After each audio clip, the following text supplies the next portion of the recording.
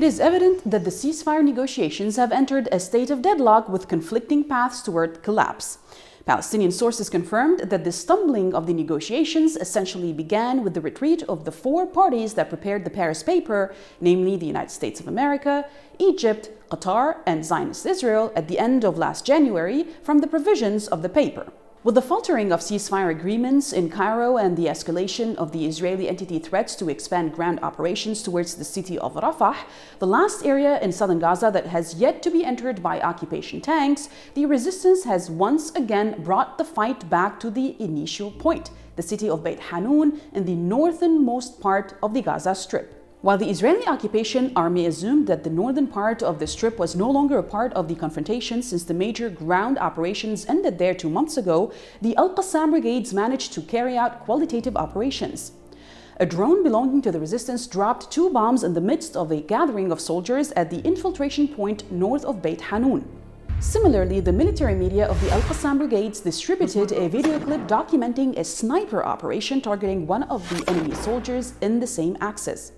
Meanwhile, the Al-Aqsa Martyrs Brigades announced that its fighters carried out artillery fortification operations using mortar shells, targeting enemy troops, gatherings, and vehicles in the combat axis in Beit Hanun as well. The military spokesperson of the Al-Qassam Brigades, Abu Ubaida, appeared Friday, March 8 evening, delivering several important messages. Firstly, he stated that the October 7th operation was motivated by the obstruction of the most extremist and Nazi-like projects in the history of the occupation's entities' governments, notably those related to temporal and spatial division plans for the Al-Aqsa Mosque as a prelude to its confiscation. The second indication he mentioned was the enemy soldiers, both captives and those remaining, are suffering from starvation, similar to our people in Palestine as a result of the ongoing Israeli siege. Furthermore, Abu Ubaida's speech conveyed a message that the resistance still controls the elements of the battlefield.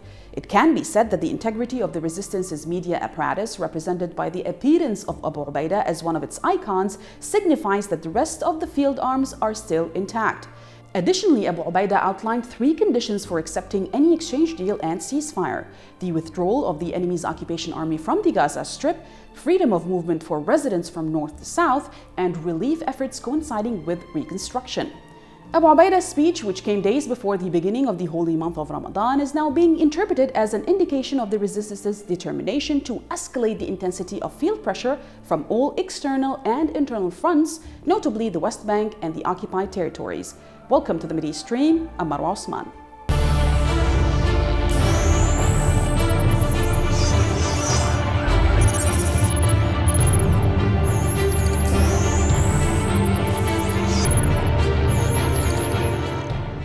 With the return of Hamas delegation from Cairo following the failure of the latest round of negotiations on ceasefire and prisoner exchange between it and the occupation state, Palestinian sources confirmed that what is proposed now does not meet the minimum demands of the resistance or the needs of the Gaza Strip for that matter, and that the resistance factions that authorized Hamas to take the appropriate stance had agreed with the leadership of the movement on the necessity of returning everyone to the first Paris paper. To discuss this issue with us from Beirut is Professor of Political Sociology at the Lebanese University, Dr. Hussein Rahal. It's a pleasure having you with us, Dr. Rahal. Now, according to the information from Cairo, the meetings of the new round, which were expected to be held this past Saturday with the participation of an Israeli entity delegation, have been basically postponed, if not failed, shattering hopes of possibly reaching any deal before the holy month or during the holy month of Ramadan.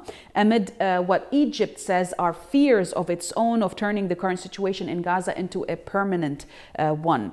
But was there hope actually that these talks would be successful to begin with? Bismillah ar-Rahman ar-Rahim. In the name of Allah, the most gracious, the most merciful. Hopes were few for many reasons. First among them being Zionist stubbornness and unwillingness to cease aggression against Gaza. The second reason is the lack of seriousness from the Americans in pressuring the Israeli entity, with pressure only focused on the Palestinian side by the Americans and also by countries considering themselves mediators, which contributed to the failure or diminished hopes of success in these negotiations, because what was required was to acknowledge outcomes in favor of the Zionist enemy that the occupying army couldn't achieve militarily. Yes, the occupation indeed killed civilians and committed massacres reaching the level of genocide, but militarily they couldn't reach their announced battle goals. Therefore, they wanted to give the killer and the butcher political gifts and strategic gains at the expense of the steadfastness and sacrifices of the Palestinian people.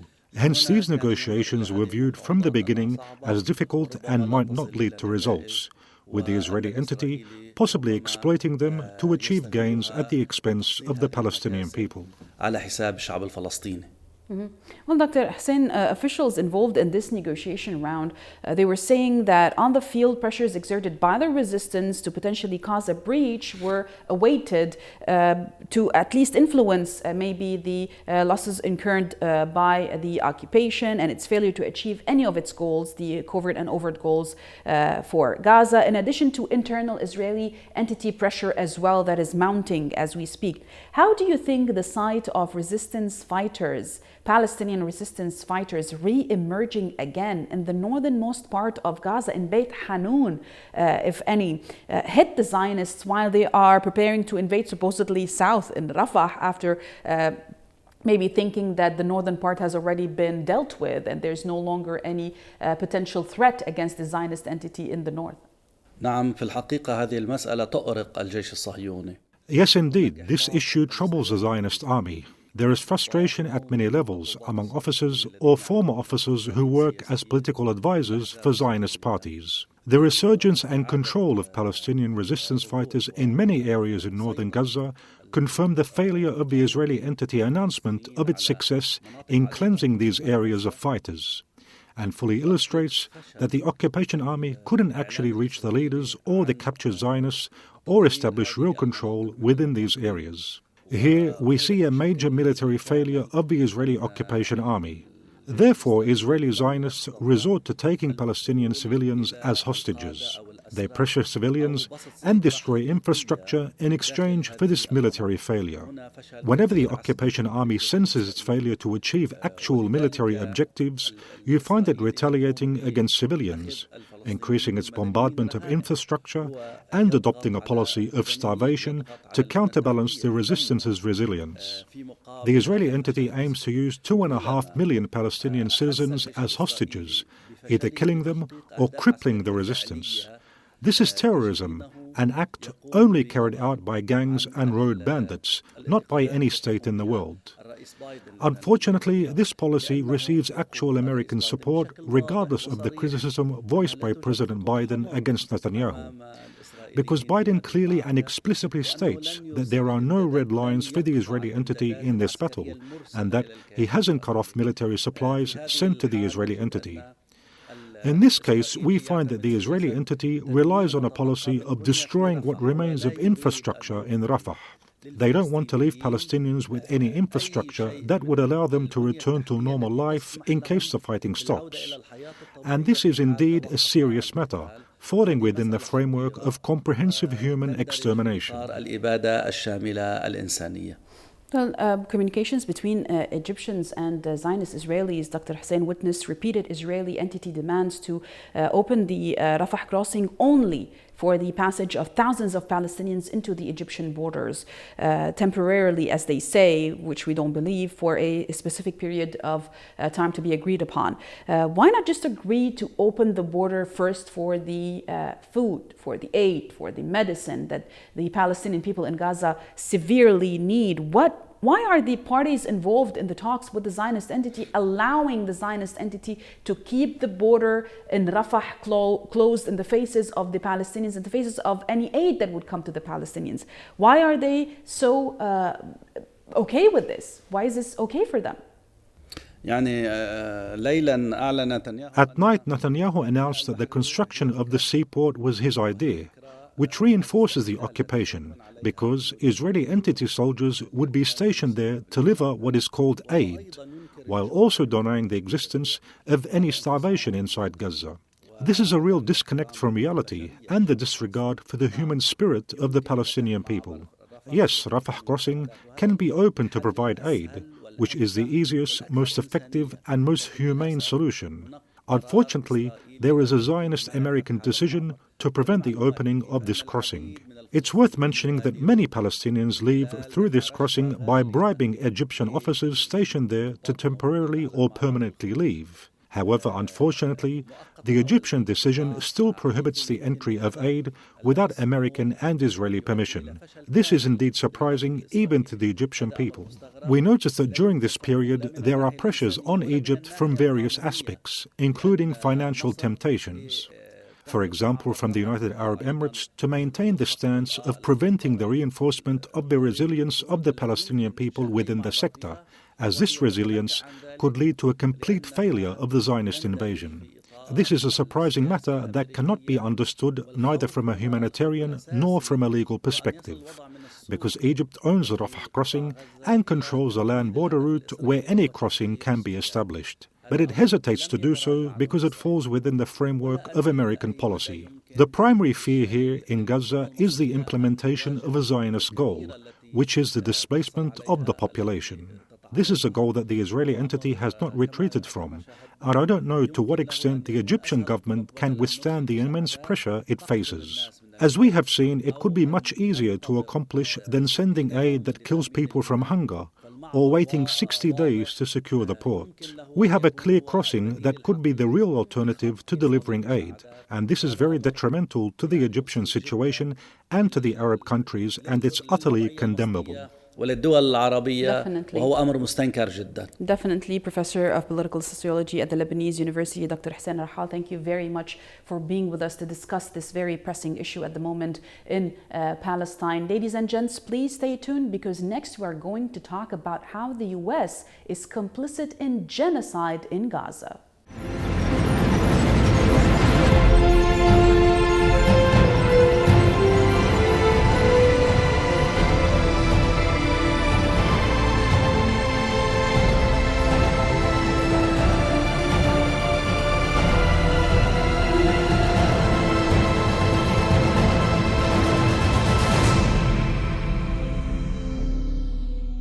Now, the United States of America has behaved in this way, knowing that Zionist Israel from the very beginning has carried out crimes against humanity amounting to genocide, such as targeting civilians and seeking to ethnically cleanse the Gaza population.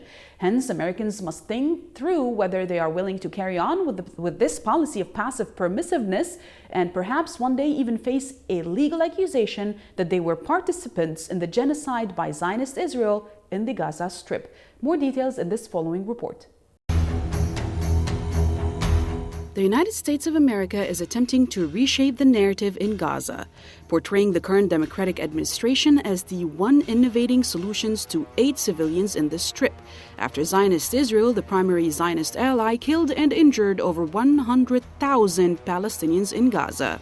President Joe Biden, who last week reaffirmed his eternal support for Zionist Israel, has also displaced around 2 million Palestinians, demolished their homes, schools, hospitals, and orphanages, uprooted and destroyed their infrastructure, rendering their cities and towns uninhabitable.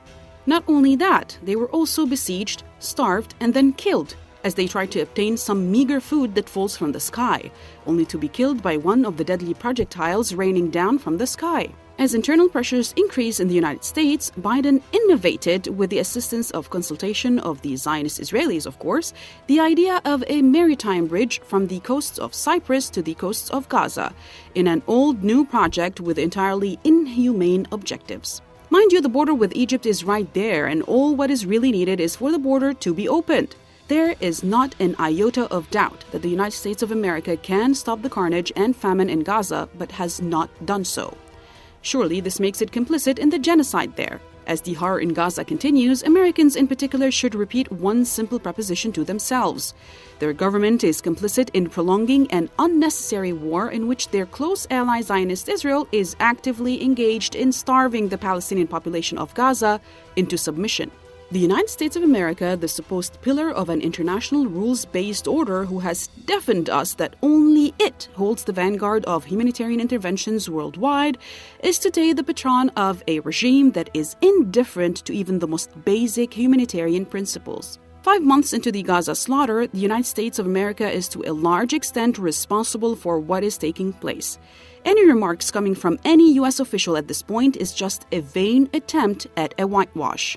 Washington has persisted in vetoing all UN resolutions calling for a ceasefire. It has opposed the South African case before the International Court of Justice (ICJ), accusing Zionist Israel of genocide. And it has continued to supply the Israeli regime with the weapons its occupation forces are using to bomb civilians in Gaza. The U.S. has the latitude to withhold arms shipments to Zionist Israel and compel the Zionist regime to accept a ceasefire, but instead has blocked all permanent ceasefire proposals. The U.S. has the leverage to push Zionist Israel to implement the ICJ's interim decision, but instead has chosen to discredit the court's ruling.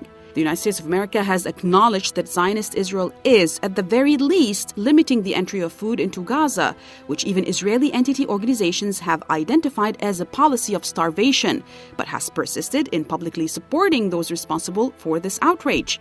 The United States of America is as guilty in genocide as Zionist Israel is. Point.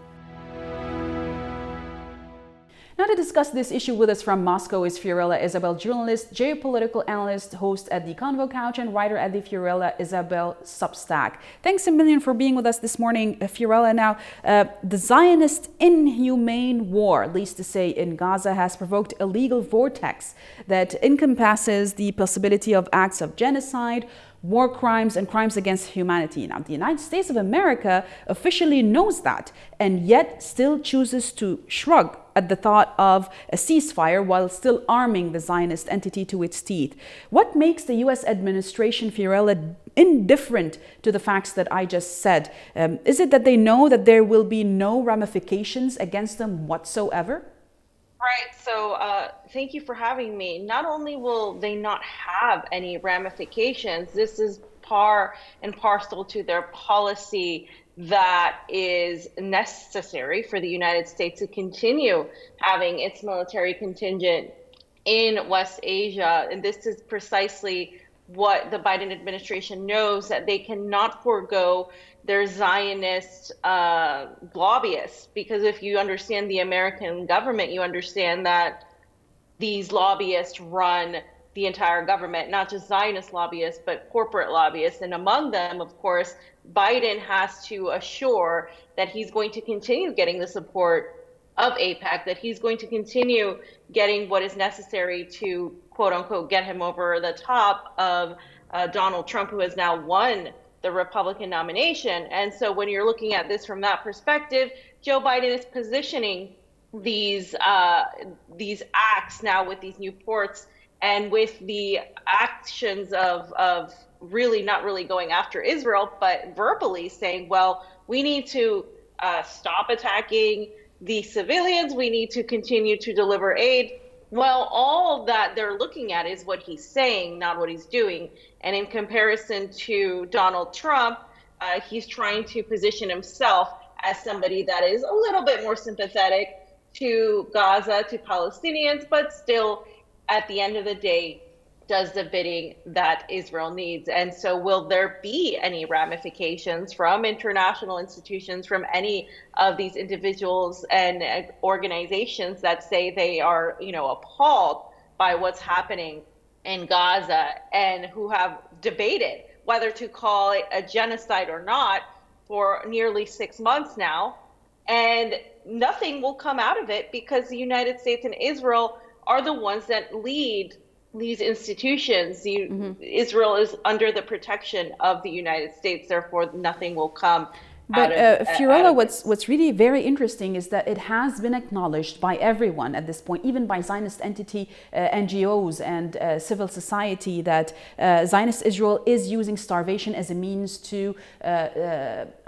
of submission against the people of Gaza. And yet the U.S. has persisted in publicly supporting those responsible for this outrage in Gaza. And now, instead of opening the borders with Egypt and allowing the aid in, they are suggesting a maritime aid bridge that starts in Cyprus and gets into Gaza. But what is stopping them from pressuring the Zionists into a ceasefire and opening wide from every corner with the borders of Gaza? I mean, they can even open the borders with Gaza with the illegal Zionist settlements, not only with Egypt, but they are persistent in the siege. Right. But what's stopping them is their goal, because Israel is there to meet the objectives and goals of the United States military. That is all it is there for. That's the reason why it was created. We're talking about Israel has verbally said that they're going to expand into Lebanon, like as they have already been doing. They're going to go after Syria, Iran. This is all not just Israel. This is part of the U.S. plan to take over this entire region. And so they need Israel there. So of course, Biden, the administration, and the entire State Department are having to do this sort of, this is a humanitarian act. When, as you know, Marwa, we seen actual humanitarian actions from the United States? It doesn't exist. This is all a guise. This is all a facade to really continue pushing their military strategies on the region. So what's actually stopping them is their own military goals, their own objectives. They have zero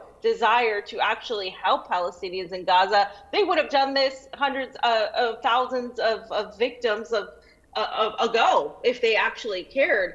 And they're not doing this because that's not their objective. Their objective is to appear compassionate, to appear like they're actually trying to get this aid in. But as you said, they could do this in a completely different way. But no, this is about military targets and establishing these military targets in order to do what they need to do. And of course, also appear compassionate in that way. Mm-hmm.